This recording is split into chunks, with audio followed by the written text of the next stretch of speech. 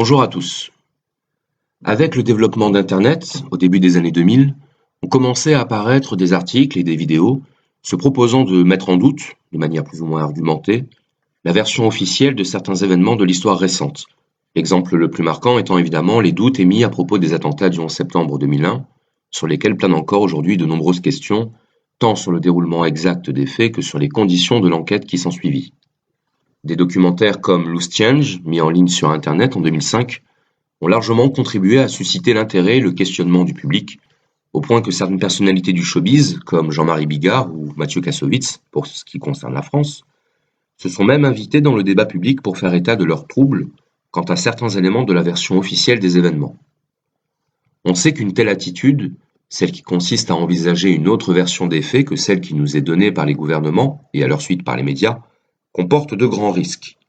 Ce qui, soit dit entre parenthèses, nous permet déjà de remarquer que ce n'est manifestement pas par intérêt de carrière ou par recherche de popularité que de telles voix discordantes s'élèvent dans le monde médiatique.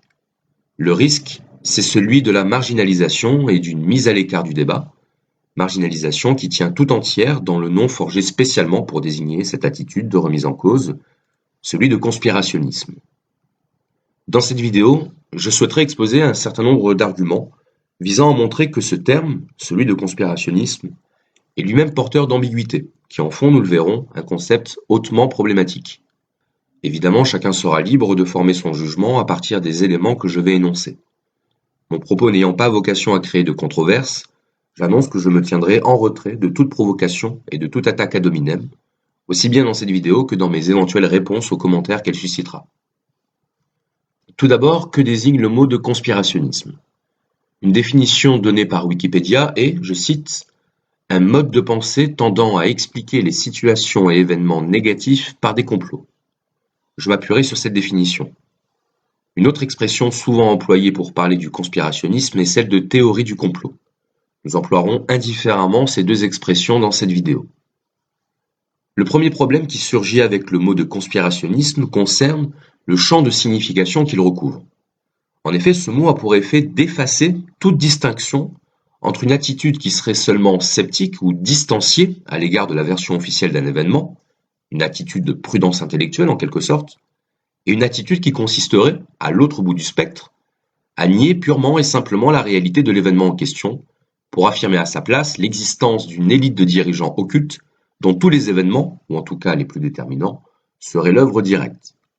On se trouve donc là avec un premier problème, celui d'un terme qui désigne non pas un champ de réalité homogène et délimité, mais un éventail de comportements pouvant aller du simple doute, or le doute, me semble-t-il, ne devrait jamais être interdit, à l'affirmation péremptoire et définitive d'une conspiration mondiale.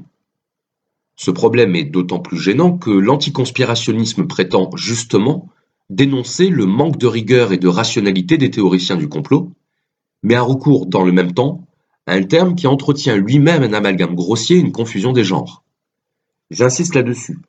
Comment regrouper sous un concept unique, d'un côté la volonté de vérifier ou de comparer les sources, attitude de prudence, et d'un autre côté l'affirmation d'une chose sans aucun élément de preuve? Comment regrouper sous le même terme celui qui cherche et celui qui dit qu'il n'y a pas besoin de chercher? Pour reprendre le cas du 11 septembre, comment mettre sur le même plan celui qui s'étonne du fait que les médias n'aient quasiment jamais mentionné l'effondrement de la tour numéro 7 du World Trade Center quelques heures après l'effondrement des tours numéro 1 et numéro 2, et qui s'en étonne d'autant plus que le bâtiment de 47 étages s'est écroulé à la vitesse de la chute libre, ce que des ingénieurs en bâtiment reconnaissent comme étant la marque d'une démolition contrôlée?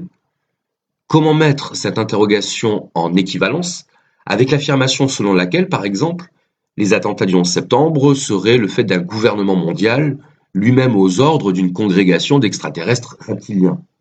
C'est une question sérieuse que je pose et que l'on ne peut pas évacuer sans arguments solides.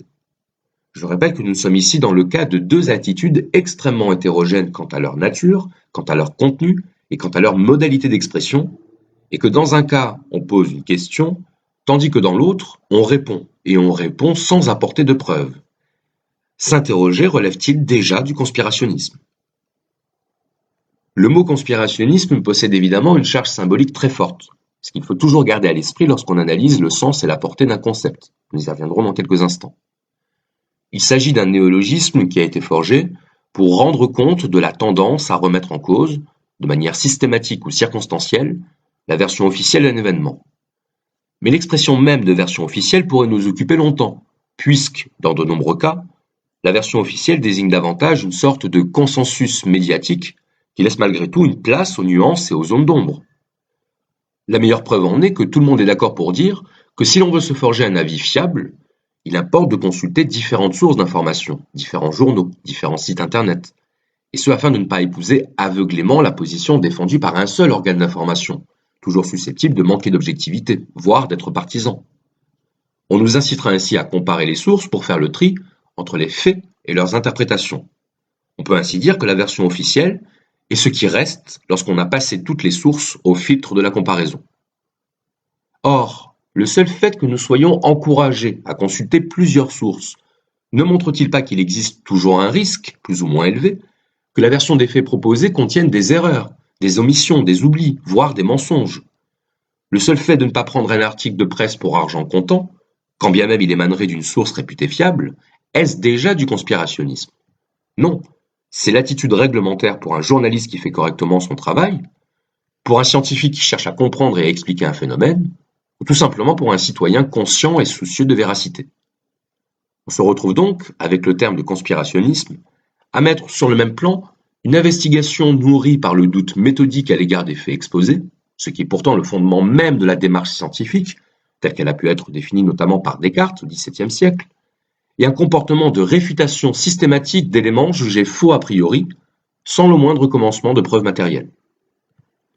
Le mot conspirationnisme a donc pour effet objectif de jeter le discrédit sur toute une partie de la recherche, seulement intéressée à trier le faux du vrai, de consolider un amalgame structurel entre une recherche libre et un trouble paranoïaque. Car c'est bien de paranoïa que sont soupçonnés tous ceux qui reçoivent, de manière plus ou moins directe, le reproche de conspirationnisme. En tant qu'attitude, le conspirationnisme ne désigne pas seulement un ensemble de thèses ou d'opinions sur certains événements, par exemple sur le 11 septembre, la guerre d'Irak, mais aussi l'assassinat de Kennedy, l'attaque de Pearl Harbor et d'autres encore. Il désigne également le diagnostic psychiatrique qui explique l'adhésion supposée à ces théories, je mets des guillemets. C'est l'une des raisons pour lesquelles toute mise en doute des circonstances d'un événement reconnu de l'autorité publique sera rapportée à un désordre psychologique, voire psychiatrique, et que, de ce fait, la personne visée par l'accusation de conspirationnisme pourrait être jugée au choix avec indifférence, avec condescendance ou avec violence. La psychiatrisation du débat fonctionnera ainsi à la fois comme une manière de dénoncer une attitude de suspicion jugée pathologique et de se soustraire à toute obligation d'opposer une contre-argumentation. Je m'adresse ici à tous ceux qui font profession de dénoncer le conspirationnisme, notamment d'un point de vue scientifique, sociologique, psychologique ou autre. Et je leur pose cette question. En tant que scientifique, vous connaissez ce qu'on appelle en épistémologie le principe de réfutabilité, c'est-à-dire la règle qui veut qu'un énoncé peut être dit scientifique seulement s'il peut être réfuté, autrement dit s'il offre les conditions de sa réfutation. Il est souvent reproché aux tenants de la théorie du complot de se soustraire justement à cette règle scientifique de la réfutabilité, autrement dit d'élaborer des constructions scénaristiques qui font que tout ce qui sera opposé à ces constructions sera vu comme une preuve supplémentaire du complot. Et effectivement, dans la paranoïa, on retrouve ce mécanisme psychique de reconstruction de la signification des choses. Ma question est, n'y a-t-il pas, au même titre, dans le recours systématique à l'anathème théorie du complot, pour toute réponse à des points de vue divergents, une attitude très anti-scientifique, une attitude qui rend irréfutable votre diagnostic, puisque si vous partez du principe que votre contradicteur est paranoïaque, tout ce qu'il pourra vous opposer ne sera qu'une preuve supplémentaire de sa paranoïa. Là encore, nous sommes dans un cas de raisonnement circulaire. Il croit au complot, donc il est fou, et comme il est fou, il croit au complot. Le mot conspirationnisme est d'abord, en ce sens, un concept politique. Son emploi ne sert pas les intérêts de la compréhension, comme nous venons de le voir, puisqu'il empêche plutôt la compréhension, en créant des amalgames, en psychiatrisant le débat et en se soustrayant à l'obligation d'une contre-argumentation lorsque des arguments sont apportés, et c'est parfois le cas. Ce concept sert d'abord les intérêts de ceux qui ont intérêt à disqualifier tout propos jugé hérétique. Et dire ça n'a rien de paranoïaque, au contraire, c'est même plutôt lucide, je pense, Et vous allez tout de suite comprendre pourquoi. Rappelez-vous la guerre d'Irak en 2003. À l'époque, des voix se sont élevées dans les médias, on citera par exemple celle de José Bové, pour dénoncer une intervention militaire qui lui paraissait avoir, selon ses termes, une forte odeur de pétrole. Les conspirationnistes, si l'on suit le raisonnement exposé précédemment, étaient donc ceux qui, comme José Bové, mettaient en doute la motivation affichée par le gouvernement Bush d'intervenir en Irak pour libérer le peuple de la dictature sanglante de Saddam Hussein. Intervention dite Opération Liberté irakienne, la postérité appréciera. Les preuves étaient faibles, c'est vrai, pour ne pas dire quasi inexistantes. Mais comment prouver que les États-Unis intervenaient bel et bien en Irak pour étendre leur emprise politique et économique au Moyen-Orient, à moins de pouvoir se transporter dans l'esprit des décisionnaires eux-mêmes?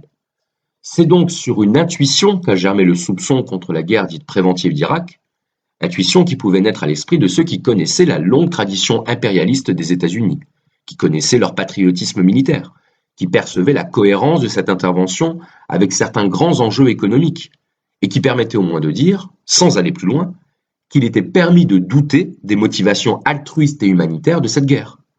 Ce n'est peut-être pas très scientifique sur le plan de l'analyse, puisque même si l'histoire est une science, c'est une science qui permet assez mal de prévoir, mais sur le plan intuitif et pratique, le raisonnement tenait très largement la route.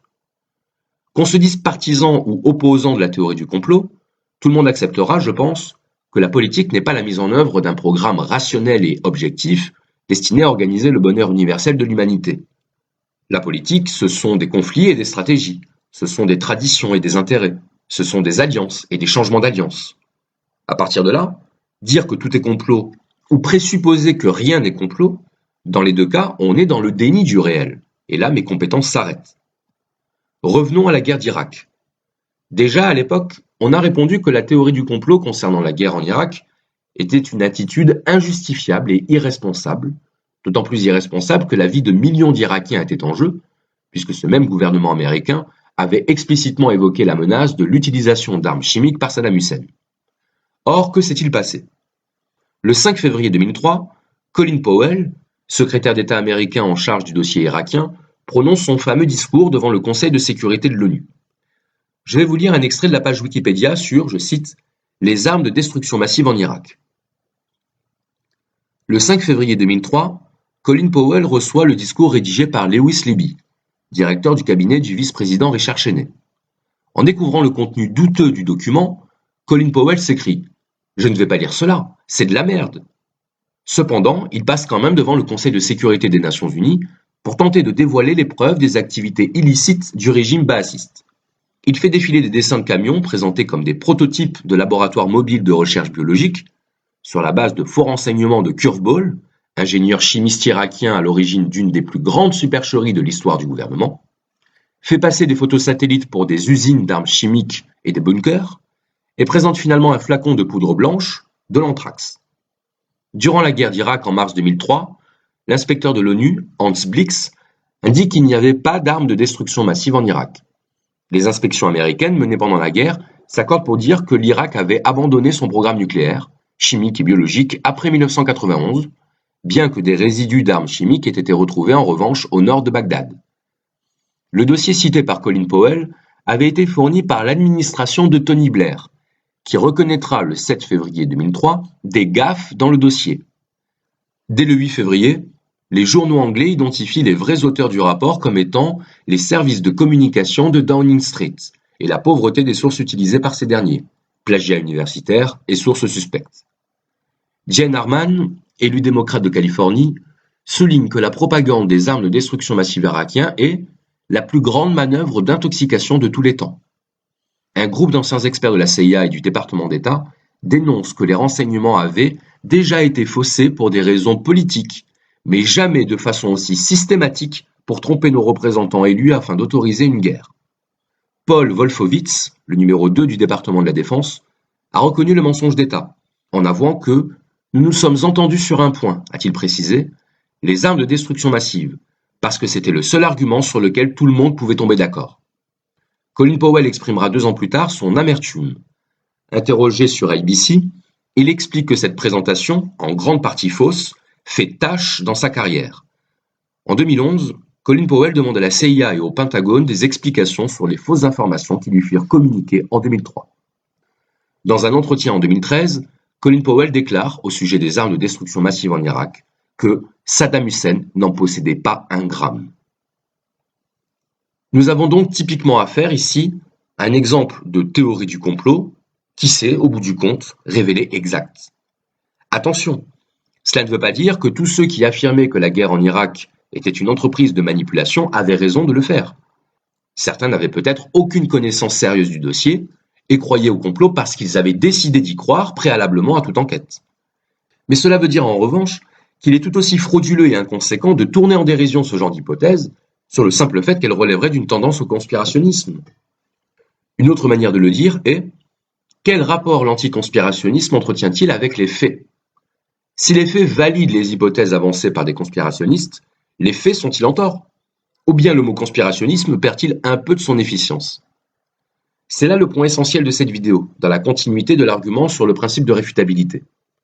Si le concept de conspirationnisme est un concept impropre et non pertinent, c'est du fait qu'il dispense toute personne qui y recourt à devoir se prononcer sur les faits. Quand je dis par exemple « j'ai des doutes quant à la véracité des informations contenues dans le discours de Colin Powell à l'ONU », je n'attends pas que l'on me réponde que la paranoïa est un trouble mental manifesté par des difficultés relationnelles, des troubles du comportement et un sentiment de persécution pouvant aller jusqu'à un point d'irrationalité et de délire. Je ne vois aucune raison légitime de détourner la question vers un domaine médical, à moins d'obéir à un réflexe pavlovien ou à un automatisme de pensée qui évacue vers l'irrationnel tout ce qui excède son champ d'acceptation. Dans ce cas, et pour jouer au même jeu, ce sont peut-être certains anticonspirationnistes primaires qui sont atteints d'un trouble mental qui leur fait rejeter le principe même du doute sur des sujets sur lesquels ils jugent que le doute est proscrit. Et douter, c'est aussi bien la possibilité que ce que je pense puisse être faux, que la possibilité que ce que l'autre pense puisse être vrai. Lorsqu'on pense avoir discrédité un discours, une position ou un argument du seul fait de son appartenance présupposée à la théorie du complot, et c'est là qu'on voit la grande perversité de ce terme, puisqu'il s'agit d'un gigantesque sac sémantique dans lequel il est possible de ranger à peu près tout ce qui contredit de près ou de loin la version officielle, comme le terme populisme, avec lequel le conspirationnisme se marie très bien, permet de désigner à peu près toute remise en cause de la légitimité des dirigeants. Lorsqu'on pense, disais-je, avoir discrédité une position du seul fait qu'elle relèverait d'une pensée conspirationniste, une pensée dont il faut encore établir les critères, on ne fait qu'adopter un positionnement dogmatique, autrement dit idéologique. C'est là que je souhaitais en venir. Il est absurde, je dis bien absurde, d'utiliser un qualificatif comme celui de conspirationniste sans avoir effectué à minima une vérification des éléments contestés par le conspirationniste en question. Il est absurde et scientifiquement nul de forger un concept qui prétend décrire les mécanismes d'une pensée indépendamment de l'étude du bien fondé de cette pensée. Pourquoi est-ce absurde? Parce que dans ce cas précis, on étudie un phénomène car on le considère a priori comme déviant, excentrique littéralement, voire pathologique. En d'autres termes, le conspirationnisme est intéressant parce qu'il nous met en présence de croyances et d'irrationalité. Prenons un exemple. Si je pense que la Terre est ronde et qu'elle tourne autour du Soleil, lui-même étoile fixe du système solaire, je ne fais qu'énoncer une assertion scientifique largement démontrée par l'observation. Dans ce cas, ma position sera conforme à la norme, elle-même jugée conforme à la réalité et à la rationalité. Ma position, la Terre est ronde et tourne autour du Soleil, ne fera l'objet d'aucune étude sociologique ou psychologique visant à comprendre les mécanismes de ma pensée. Maintenant, si j'affirme que la Terre est plate et immobile, je sors du sentier de la norme, donc de la réalité et de la rationalité. Et je m'engage dans une position déviante, excentrique, qu'on pourra alors qualifier au choix de fantaisiste ou d'inquiétante, peu importe. Dans tous les cas, ma position va attirer la curiosité de ceux qui veulent comprendre pourquoi je pense de la manière dont je pense, et qui vont donc chercher à identifier les mécanismes à partir desquels ma croyance se met en place. Ma position deviendra, à ce moment-là, un sujet d'intérêt scientifique.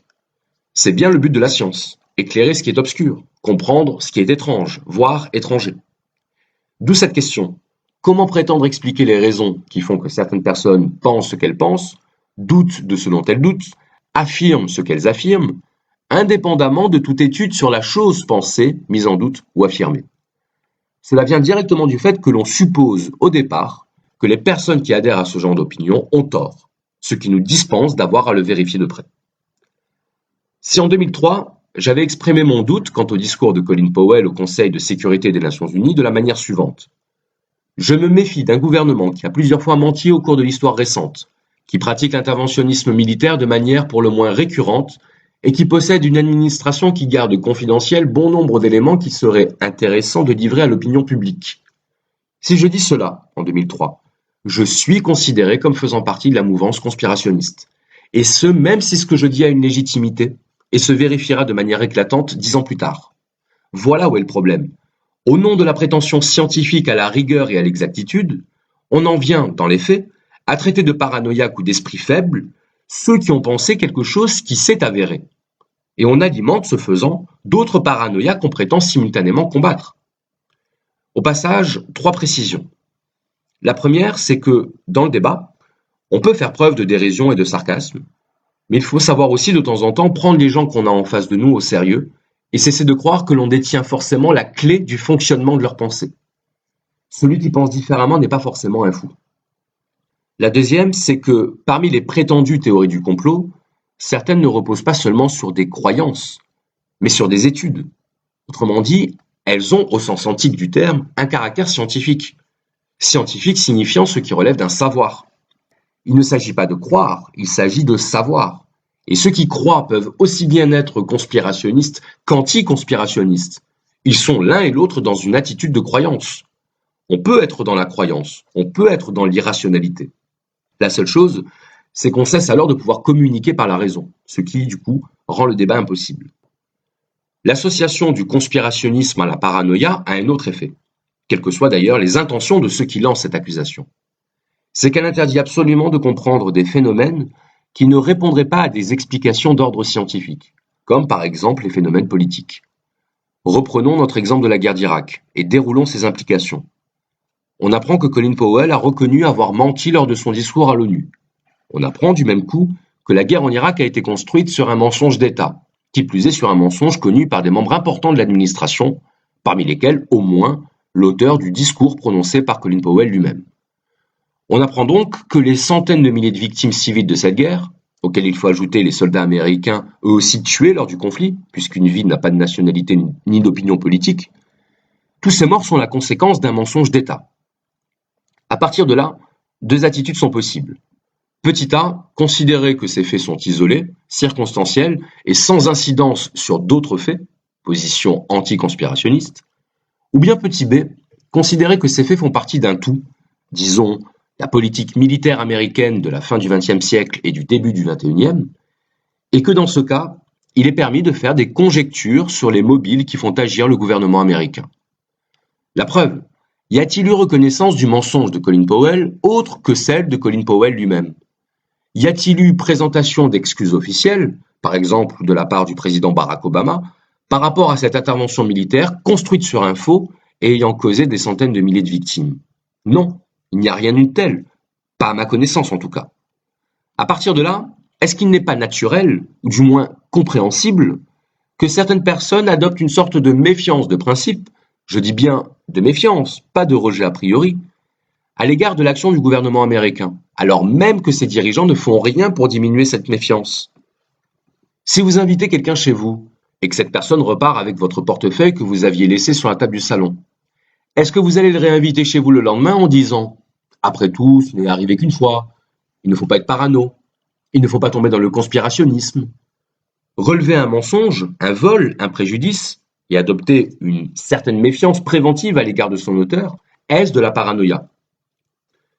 Certains diront « Mais c'est normal, les États-Unis défendent leurs intérêts, ils ne vont tout de même pas reconnaître des choses qui mettraient en péril la stabilité de leur nation. » Et je répondrai que je suis tout à fait d'accord avec ça.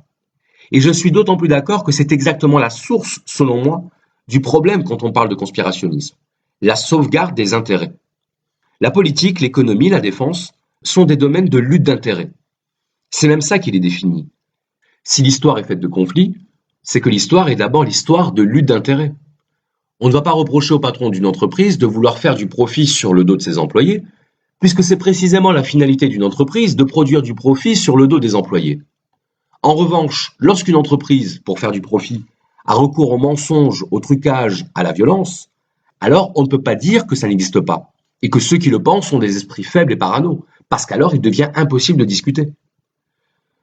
Nous sommes sans doute un peu fascinés par l'esthétique du complot, qui est, c'est vrai, un redoutable stimulant de l'imaginaire.